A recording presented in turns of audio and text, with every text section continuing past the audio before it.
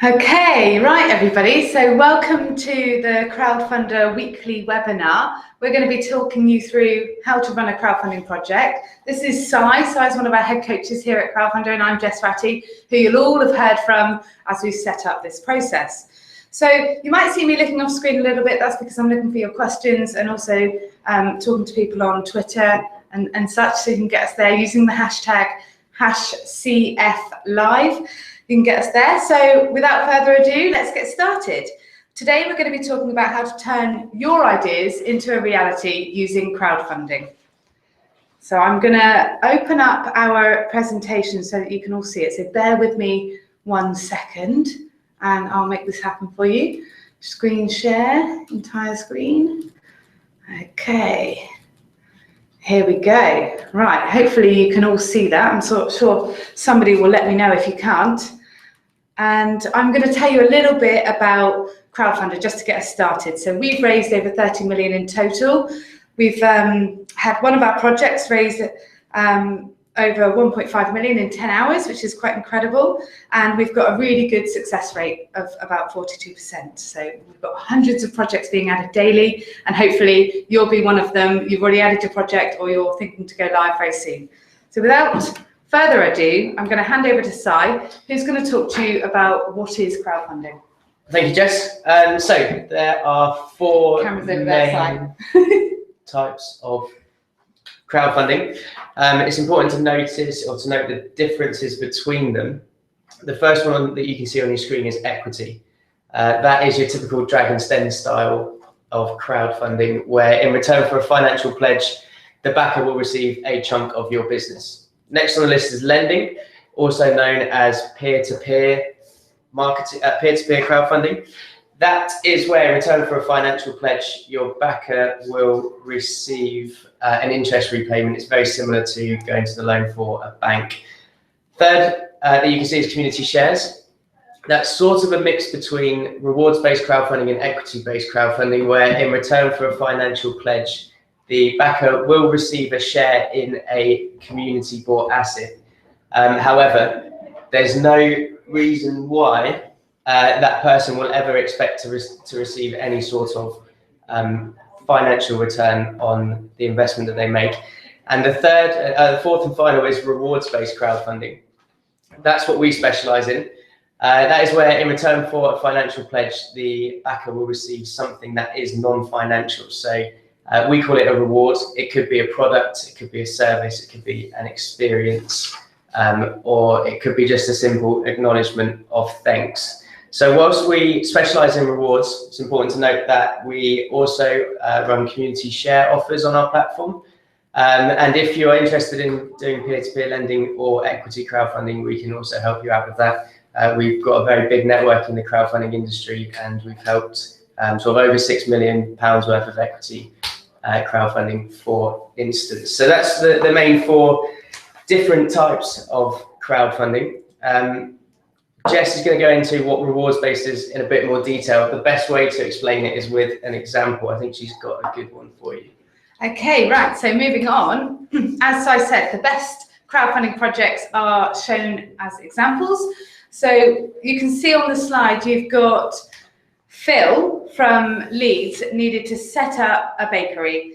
He went off to the bank said no, and said, you know, are you going to try and compete with the likes of Tesco's and Asda? You must be mad. Actually, Phil was like, you know what? I am going to compete with those guys. I'm going to turn to my crowd, and I'm going to get them to help me fund my project. He set up a project on Crowdfunder. He turned to his crowd. He marketed his idea. He raised over £8,000 from the people around him, from his community, to make his idea happen. So with his £8,000, he bought his bread oven, and to this day is running a successful business up in Leeds. So brilliant example. And now I'm going to hand back over to Sai, because crowdfunding is not just about raising money. It's about raising awareness and loads of other opportunities. So Sai, can you let us know a little bit about what the benefits are? Sure. So primarily, the reason that most people crowdfund is for the money. That's the obvious one. You are raising cash towards a financial target that will help you do something. But as Jess mentioned, there's lots of other reasons why you might want to crowdfund. So the first one is marketing. It's really, really difficult to fund a project without letting everyone you know about the project that you're doing and driving them to the page and seeing if they'll pledge on your project. That means getting in the local papers, telling all your friends, going on social media. Very, very strong marketing tool. Third of all, so you've got the funding, marketing is validation. This is really important, especially for people who are looking for further funding outside of your crowdfunding project, match funding and the likes.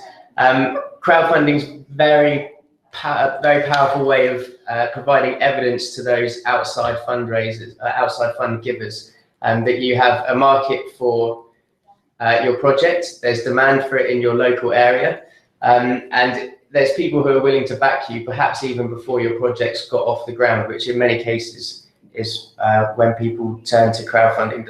The final reason why you might want to crowdfund, on top of the great marketing, the idea validation, and the money that you get, is advocates. Some people will call advocates a core community, some will call it a tribe, some might call it early adopters. It's all really the same thing, and it's a group of really super engaged people who have backed you from the very start and will continue to back you all the way through, because they have been part of your journey and they're part of what you are trying to do. So I'm going to just talk to you really quickly on how it actually works.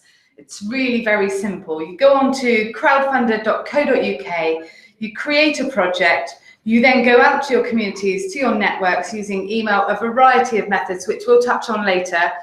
And then loads of people see your project page, and people get the opportunity to pledge in return for a reward, which is rewards-based crowdfunding. And then your idea gets funded. So, Sai, can you talk to us a little bit through the project page and how it works? Yeah, so on your screens, you should be seeing what a typical crowdfunding project looks like on Crowdfunder. At the top of the page, you have nice and big a video. We'll go into a bit more detail about what the video is and how to do it properly, but that's usually the first button that anyone clicks on. It's your chance to make a good first impression. Below the video, you'll have a written description, which you can go into more detail about who you are and what you do and what you're trying to accomplish. On the right-hand side, you'll see that this project, Elderbrooks, which was a really fantastic project, reached their target of £10,000. They actually surpassed that and got to 11,000. So all the core information goes at the top right there. What you're trying to raise, how many people have backed you, and how many days you have left. And below that, you have the set of rewards. They're the key components that make up a crowdfunding project page. Now, we get into the good stuff. So that's sort of quite a quick overview about what crowdfunding is, how the industry looks, who Crowdfunder are, and a very high level look at how you might do it. Now we're going to go into the really good stuff, and I'm going to talk to you a little bit about the 6 key things that make a crowdfunding project successful. They are numbered in numerical order. Don't read too much into that. They're all equally as important as the other, and you don't need to necessarily do them in the order that they are to be successful. But if you want to increase your chances of success, you want to try and hit as many, or if not all of those 6 as possible. So if we can have a quick look at number 1, which is the team. Okay, so why would you need a team? Teams are very important. The obvious one is the skills that you can see in front of you on the screen. It makes sense to cover as many different areas and skill sets as possible in the screen. That's fairly commonsensical, so I won't talk too much about that. But there is one thing that I want you to think about when you're looking into building a team for your project, and that is your initial core base of supporters. So I'm going off on a bit of a tangent here, but I would say if I started a project tomorrow, I can probably get 10 of my best mates, 10 of my family members to come along and pledge on my project as soon as it goes live. Regardless of what the project is, I think just because they really like me or they love me, they'll back my project. So that's 10 to get me started off with, and that's me just on my own. If you have, let's say, 5 team members who are part of the project and part of bringing the project to life. And each of those 5 team members have 10 best mates and friends and family that really believe in what you're doing and want to see you doing something really cool. Then that's 50 people who you can start on minute 1 with, who are backing your project. That's a very, very strong base to start off with. So whilst all the skills are very important, it's also building a team is a really strong way of increasing that initial audience that you push the project out to and getting up to a high number of backers fairly quickly. We'll talk a little bit more about how that amplifies later on.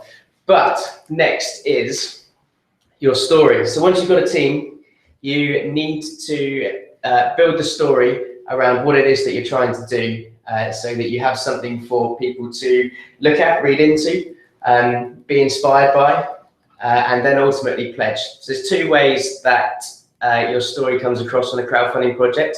The first is the video, the second is the written description. We saw them on the project page just a second ago. The video is way more exciting, so I get the description over and done with first. There's 3 key things that you want to explain in a written description. First is what you want to do, what you want to achieve.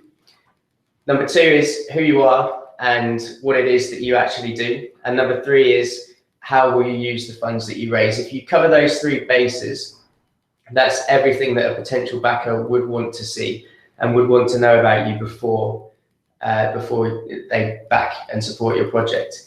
So I think there are 3 quite simple things to cover. What's really important with the description, which I often see is missed, is breaking down those 3 key elements into very manageable, easy to read chunks on the project page. Usually when a person is reading your project description, it's because they've watched the video and they have decided they want to find out a little bit more information.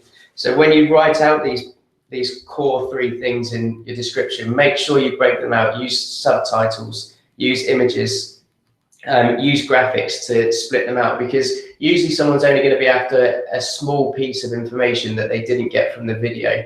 And that will be different for most people who look at your project. And if you force them to read a big block of text to find that one snippet of information they were looking for, there's a good chance they'll get bored halfway through or get distracted halfway through, and they'll leave the page without pledging. So that's my top tip for the description, is to break out the information into manageable chunks.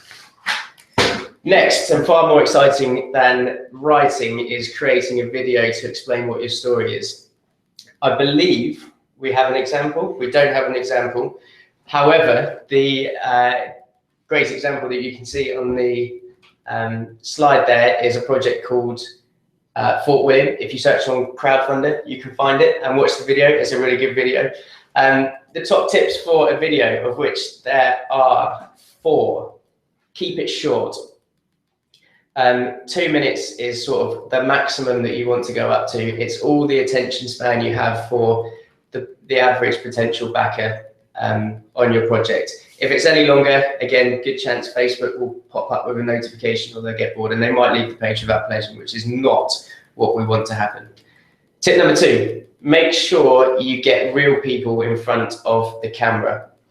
As a potential backer, I really want to know who it is behind the project that I'm going to be backing on. It builds a lot of trust and it increases your credibility. It also gives you an opportunity to explain exactly what it is that you want to do, and it shows some of the passion that you have for the project and that you're trying to convey. And it really boils down to just creating a very emotional connection with the potential backer. Number 3, don't wing it. That's quite important. This is your first chance to make a good impression on a potential backer. And preparation is key with this. So what lots of people would choose to do is draw out a very simple storyboard where there's a sort of a few bullet points about what each person wants to say and what's going to be the main focus of each shot of the video. Plan it out, make sure it's good. It doesn't have to be absolutely perfect, but you can tell if somebody's just making it up on the spot and it doesn't come across particularly well.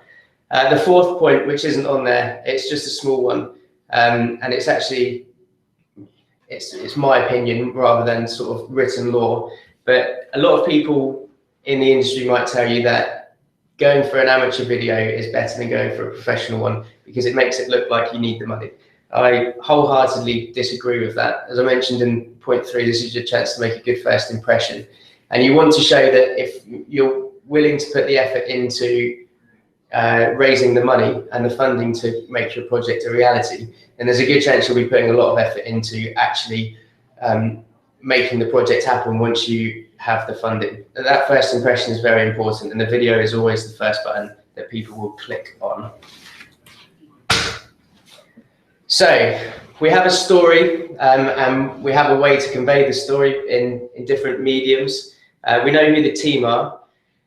We now need to figure out who it is who is going to fund our project, and we do this by using a map of sorts, using Venn diagrams. It's the simplest way of explaining the best way to create a network map, and it's probably the single most important activity that you can do out of these 6 steps that we're taking you through.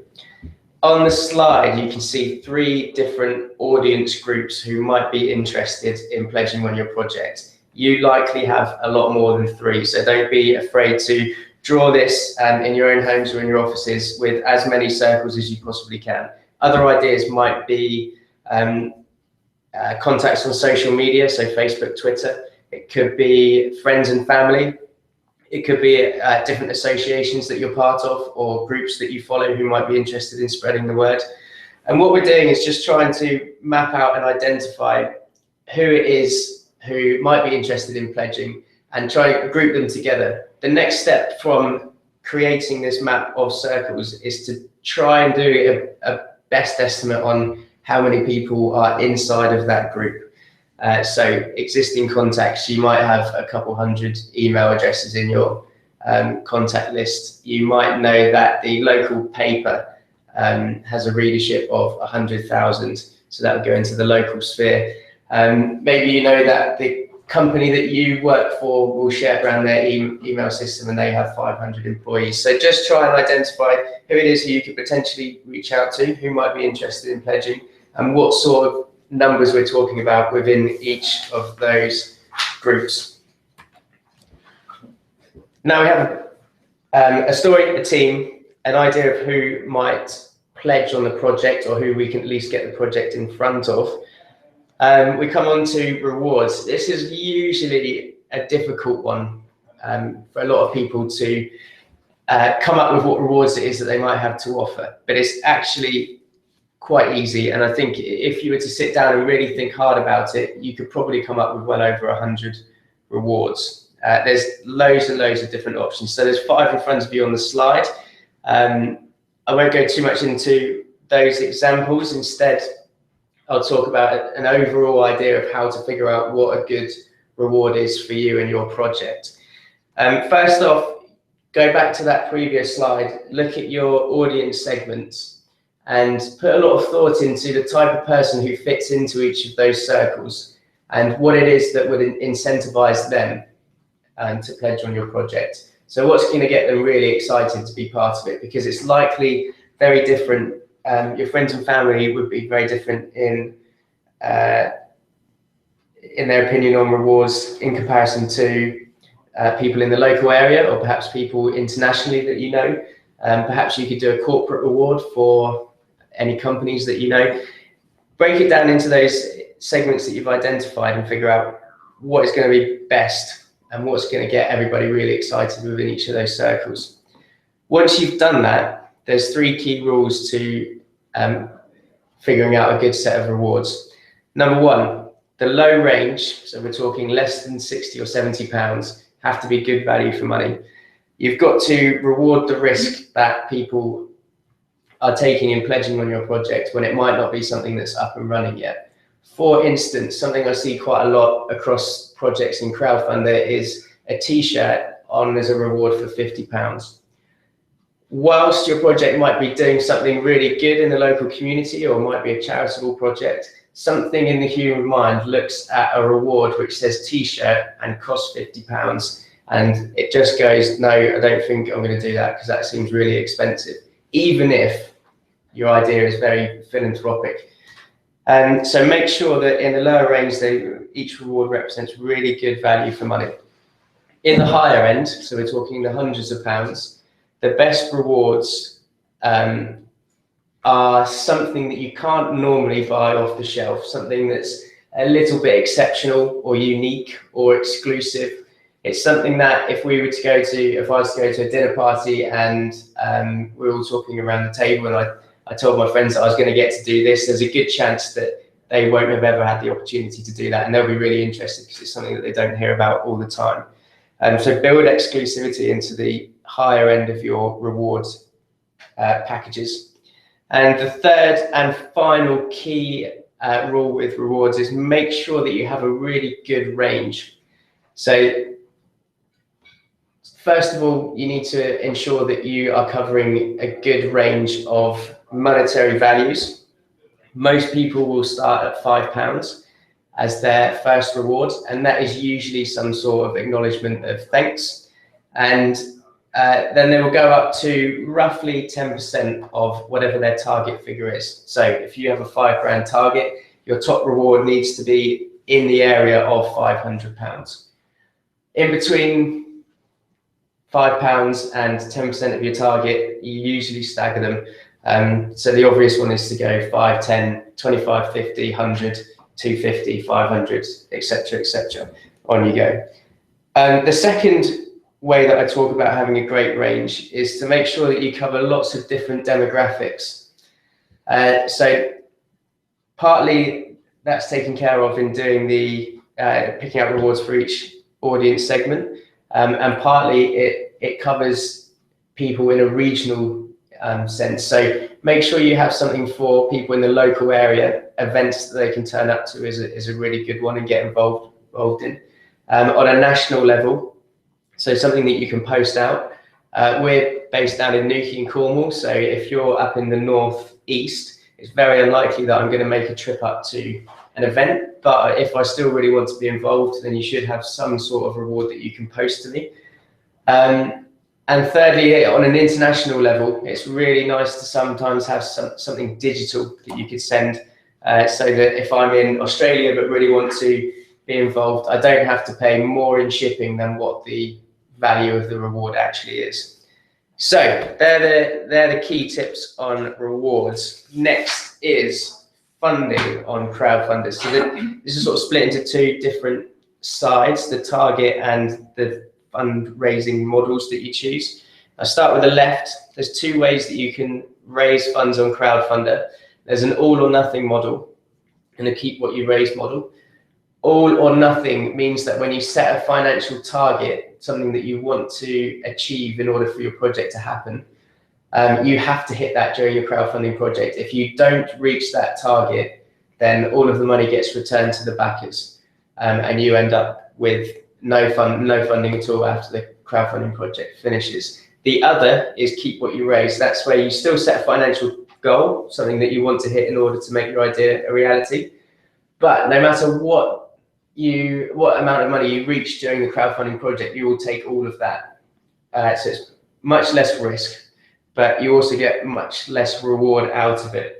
So on the all or nothing model, on average, projects raise about 5 times more than on the keep what you raise. And that's usually down to backer psychology, in that I don't have to tell all of my friends, and I don't need to get everybody I know supporting this to make it happen, because no matter what number this project hits, I know I'm still going to get my reward. Whereas on the all or nothing, there's much more incentive for me as a backer to say, come on to all my friends, because if these guys don't raise the last £500, then it's not going to happen.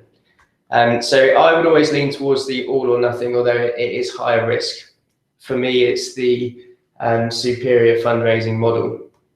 If we go to the right-hand side of the page, setting your target, it is a really important thing to make sure that your target is at the right place. There's a few key things to think about when you're setting your target.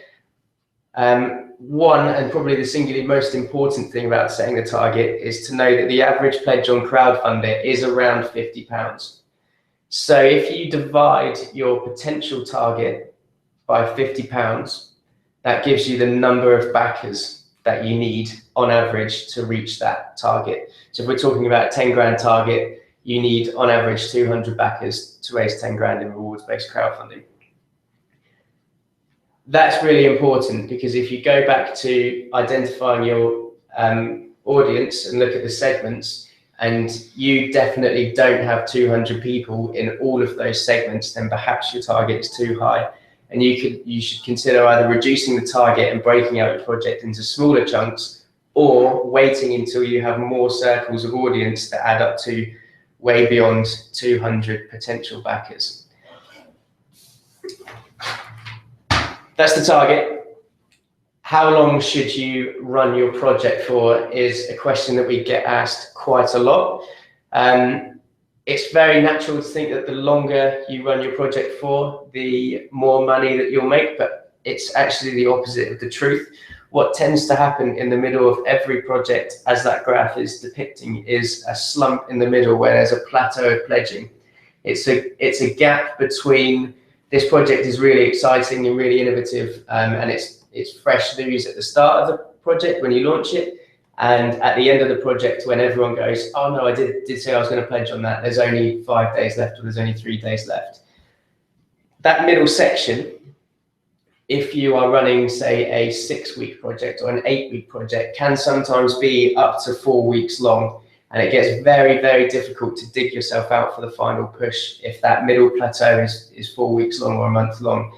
It's much better to go short and sharp and keep momentum driving from the, oh, this project is really exciting because it's brand new, through to the, oh, there's not actually that much time left. So the optimum amount of time that we have figured, looking at all of the data of the projects that run across Crowdfunder, is about 28 days. That's the optimum amount of time to get everybody involved who wants to be involved and who said that they will be involved and said we'll support you, to capture as many pledges as possible. But it doesn't leave you with any sort of real plateau time or slump in the middle, which every project will have. But it really minimizes the opportunity for that to take place. So if you're thinking about running a project soon, 28 days is the optimum amount of time to go for. Now we have a target, a project duration. We've got a team behind us and a story, both in video and written format. We know who our audience is going to be, and we've got rewards which are going to incentivize those audience groups. Now all we need to do is get our project funded. Easier said than done, but there are a few tips to make it happen and to make sure that you're doing it in the smartest way possible.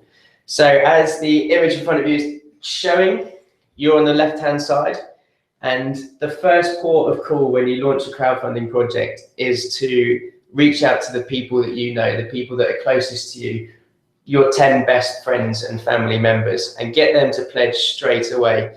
Get them to get you off of zero and away from zero, because that's a very scary time when you're running a project.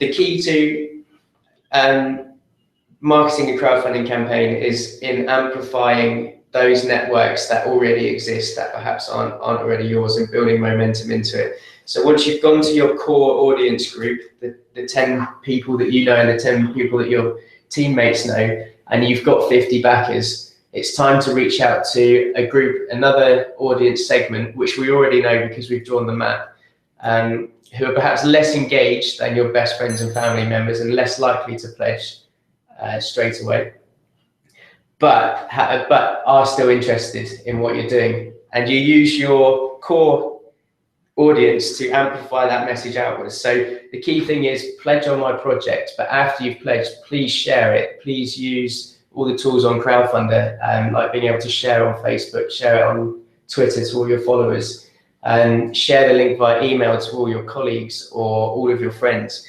And they tell people that they know, who in return tell people that they know, and all of a sudden you've reached a really, really huge number of people. It's important to start with your own network though and get them to amplify it out, because the less engaged someone is with you and with your project, the less likely they are to pledge. It's very important that they only see your project when you've got lots of backers and lots of pledges coming in, rather than at the very start when you perhaps might be below 10%. So this slide shows you some of the ideas for actually getting the word out there, some of the mediums and the formats that you can do it in. There's quite a lot there, so I won't go through them in too much detail, but left side of the dotted line are things that I would be doing before I go live. In the middle is what you should definitely consider doing as you go live on the launch day, and to the right hand side of the page is once you're live, try using some of these formats to help get the word out. So, Si, that was absolutely incredible. What an absolute insight into how to run a really successful crowdfunding project. You've got me excited. I hope everybody else is too. So, Si has gone through the 6 steps that we've got for crowdfunding success. So you've got your team, get a team together, your story, tell an amazing story and inspire people to pledge. Your crowd, know who they are, know where they are, know how you're going to contact them. Your rewards, make sure you've got a brilliant array of exciting rewards to offer people to pledge on. Your target, make it achievable for you. Make sure that you know you can reach that target and that you know that you've got enough people to support you to do that. And then shout about it, which is vital. People need to see your project. You've got to be in it to win it. So people have got to be able to see it to pledge on it. So there we go. That's our 6 steps. We have got a what's next slide, which is basically a reminder of what you do now that you know how to crowdfund. So you get your team together, you make your plan. It's really good to have everything we've spoken about written down into a plan so you know what you're doing next. Create your project. Many of you will have already done this. Some of you won't have done this yet. We'd really like to see your projects on the site. And then you go ahead and get your idea funded. So that's the end of our slide deck. A reminder that you can get in touch with us on Facebook by searching for Crowdfunder. You can talk to us on Twitter by searching for Crowdfunder UK. And obviously, you can come and see us on the website. So now I'm going to do a snazzy thing where I escape from that and then Si and I come back onto the screen. I'm going to stop sharing my screen because that looks really weird. And we should be able to come back. There we go. So hi, we're back in the room. And now we have got lots of exciting questions from all of you. And I'm actually going to read them out. And what I'm going to do is I'm going to ask Si to answer the questions. So forgive me for looking at my phone. And we have, right. Back at the top, so we've got, hi Chris, if you're still watching, if you've made it this far with us. Chris has asked, we are soon to be running a crowdfunder campaign for a documentary. We have released a short 2-minute teaser already, and we're about to record our pitch and edit the campaign video. Would you advise any additional promo video material, or should this be enough? I know some platforms advise a longer trailer beneath the pitch video too. Yeah, absolutely. So the pitch video, we sort of touched on it in the presentation. You need to make sure that explains who you are, what it is that you're trying to achieve, and how you're going to spend the money should you reach your target. In amongst that, there should definitely be teasers and trailers and snippets of the documentary that you're doing, because as a backer, I want to know the level of quality that film's going to be produced in. If that's not quite enough for me as a backer, I would scroll down to the written description where you can embed further trailers, teasers, that sort of thing. I would advise doing that on a film project because that's sort of the core intention of why you're crowdfunding. So the more information and the more visuals and the better opportunity you can give people to experience what the end product's going to be like, I think it is going to incentivize more people to pledge. Chris, also, it's worth checking out iShorts on Crowdfunder, because last year we ran a campaign with Creative England and it was absolutely fantastic. So we helped fund lots of film projects. You'll get lots of inspiration and advice by looking at those projects. So I'm actually going backwards through the questions here, so I'm really sorry if a few people were further on. But Landon, hello. Landon's asking, can you give me an idea of the percentage split between own networks and pledges from outside sources on Crowdfunder? That's quite a tricky question. Yeah, it's a good question though. And it really depends on what your project is and what your audience segments look like. We've had loads of examples where projects have received sort of 70% of the backing from people who were never part of their initial network. They tend to be bigger, more national campaigns. and supported by lots of people. If you're running a project that is smaller and very localized, it's very likely that you'll be able to find a link to nearly all of the people who back your project, just because there's a good chance they're going to be the ones who are going to be benefiting from the project actually happening. Great, thanks, Sad. So back along, before we started, Susie asked us a question, which is quite exciting. So Susie's already added her project and she's submitted it for review, and she's had some feedback from us saying that we've suggested adding testimonials and writing from the perspective of potential backers. Should this be included in the main body of the text? Susie's a bit wary of writing too much in case people switch off when they see something the length of War and Peace in front of them. Okay, yes, absolutely, you should include them. They all build credibility and trust in your project. And it's really important, as I mentioned in the presentation, to just break all that information up and make it very manageable. Use headings, use graphics. Perfect, thanks. Sorry, I'm looking at the questions, you'll have to forgive me. Wine Dog, hopefully that's a brilliant name. What a great name.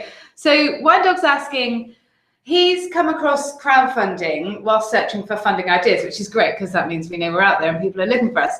And Wine Dog's crowdfunding for a volunteer community group, and as a non-profit making group, they still have to purchase uniforms and they've got operating expenses. So what Wine Dog's asking is if crowdfunding is actually right for their group?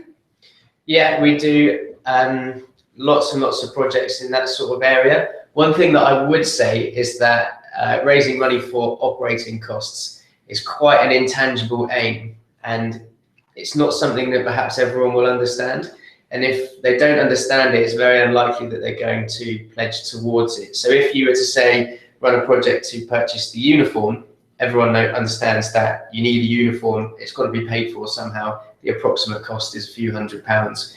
And that makes total sense. I can see if I give you 50 quid, that's where it's going to go and I'm adding value to what you're doing. If you say operating costs, I'm not really sure what that means for your organisation, and I don't really know how I'm adding value by giving you 50 quid. So there's a good chance that I just might not pledge. So yes, that's exactly the sort of project that you can run, but just be careful about what it is that you're raising money for. Great, go and add your project. Okay, so we've got a couple more. Andy is asking, how do you get more people to engage on social media? It seems difficult to get people to simply press the share button or retweet, or even when they've chosen to follow you, they think they might already be interested in you, but that's getting that action through. So how would you advise people really take a direct approach on social media? Again, slightly depends on your project, and it depends on how engaged your audience on social media is to start with. My advice would always be to put across the benefits of what your project's aims, rather than almost desperately saying, we need money, give us money, over and over again. Try not to be too repetitive with the messaging that you use, and think about who your audience is and make sure that the messaging you put out is aligned to what those audience groups look like. If you want people to share it, make sure that there's the call to action, share this, in the tweet that you put out or the Facebook post. I think there's lots and lots of different tips and tricks. Perhaps I'm not the expert on social media, but in the guide section on Crowdfunder, you will find an area with social media, how to use social media to your advantage. And that has lots of tips and tricks on how to do it.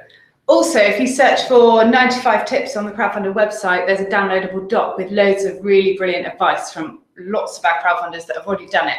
And social media is a brilliant way of getting really creative. So any images that you can put little graphics on, any thank yous to people who've already pledged, and then they'll share it and people will get interested. Any little funny sketches, or you can do anything on social media. It's such a brilliant platform. And also think about which platform you're going to use. We know that for many projects, 30% of their pledges come from Facebook. So people sharing on Facebook with their own friends and family. You've also got Pinterest and Tumblr. Where are your audience? What type of project is it? Have a real good think about where those pledges will be driving from, and tailor your content to that platform. That's my advice for a bit of extra. Yeah. So Jerry is asking, if I want to make a party, where do I do it? I mean, that's a great question. Can we come? I love a party. I don't really know how to answer that. It depends how many people you want to invite, Jerry, I guess. I think also it's about, maybe you've got a local social club, you can ask them if you can use their space, or if it's a small party in your living room. It's kind of up to you. Make sure you've got Wi-Fi because you want people to pledge on the night. So that's always a good key. Yeah. I mean, if you are doing a party, definitely make sure you've got somewhere that you can direct people to pledge. Yeah. In terms of if you want to make a party and where do you do it, I guess that's really up to you.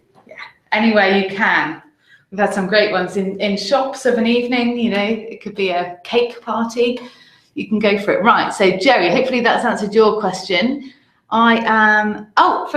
Hello, Fernando. So you're asking us to talk about our partnership with Virgin Startup, which is actually really exciting. Do you want to talk about this side? So the partnership is ongoing, and what Virgin Startup do is they're a delivery partner of Startup Loans, who are a huge organisation that help fund startup organisations or startups for startup projects, businesses. They've given us £750,000 worth of loans that we can use as match funding on projects that successfully raise £7,000 through crowdfunding. So if you are a startup and you need around £10,000, start a project. If you can raise that amount of money, let us know. We'll get in touch with Virgin Startup. There's a whole process behind it, but potentially we can use you evidencing that you have an audience and a potential market for your startup to get you access to another £7,000 on top of that. I love this relationship. It's really exciting. So basically, Virgin have got loans to give away. We've got people with brilliant ideas crowdfunding. If you crowdfund, you've got 200 people that have backed your project. You go to Virgin and go, hey, I've crowdfunded my brilliant idea. It's a startup business. I've got loads of people that want it to happen. Now come and help me with a loan. And it's not as simple as that, obviously. There is a process behind it, like Si said, but it's a brilliant relationship. And we're happy to see some of our projects go on to apply for startup loans through Virgin, and then we take their business one step further. It's one of the ways that we try as a platform, try and add value to everyone who chooses us as their platform of choice to raise some funding and get awareness. And it's one of 30 or 40 deals which are being worked on either or are already live. So if you are interested, if you're a startup, that's an obvious one. If you're a community group, a charity, a social enterprise, make sure to have a look at some of the other partnerships that we are involved in, because there might be ways that we can benefit your project as well.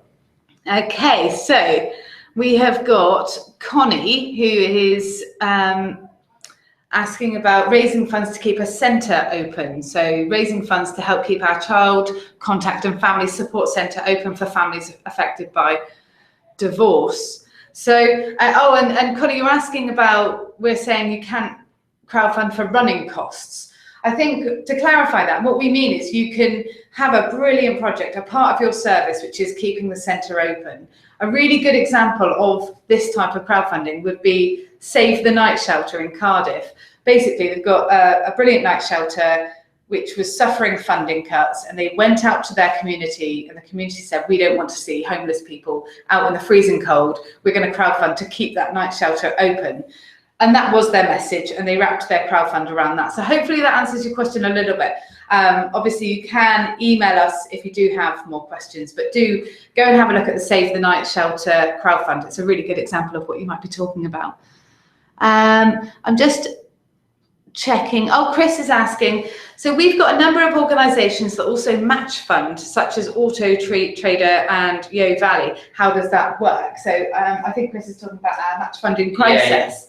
Yeah. So that's getting totally revamped as of this week. So next week, if you come over, there should be something really exciting to show you about match funding. But currently, there's a lot of organisations who come to us who have money to give out to certain projects. Often it's part of their corporate social responsibility budget. Often it's just because they want to do something really good in a local community.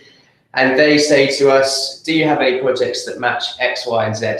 Auto Trader, for instance, were looking for startup social enterprise businesses. They said, we've got X amount of money that we want to give to these sorts of companies. If you can help them raise enough money to match that, prove that they've got a audience, prove that they've got a potential market, prove that they can do certain things like create a crowdfunding project, work out the financials that they need to raise, figure out what their product is going to be, then we will happily give that organization match funding. Auto Trader and Yeo Valley are 2 examples. There's about 50 others that are doing it with us at the moment, and there's going to be a very nice, shiny new page which will very cleverly connect you as a project and the match funders who want to give money to projects coming in the next week or 2. So keep an eye out for that. Okay, so questions are slowing down now. Really, really excited to have all of you here, and your questions have been absolutely brilliant. We couldn't have even made them up, which is good. If anyone out there is still listening and you've got any questions, please do type them in now, because we're getting to the end of our webinar now, and we really would like to make sure that we've helped as many of you as possible this week. I think last time we did a webinar, we had a flurry of questions at the end, and it was a bit weird because we were trying to sign off and then another question came in. But I think everybody that's been in has had a little say. So we're really, we're always around to help. So we've got Twitter, like we said, at Crowdfunder UK. It's a really good place to come and ask us some questions. Connie, I'll answer you again separately in a second, because Connie's just asked a question about getting in touch with us, but mainly it's the website, it's Twitter, it's Facebook, and we're always here to help. So thank you very much for tuning in. Thank you. I'm going to try and stop this broadcast without too much faffing around. So thanks, Si, very much. Thank you for all your help. My pleasure. Cheers, everybody. Bye.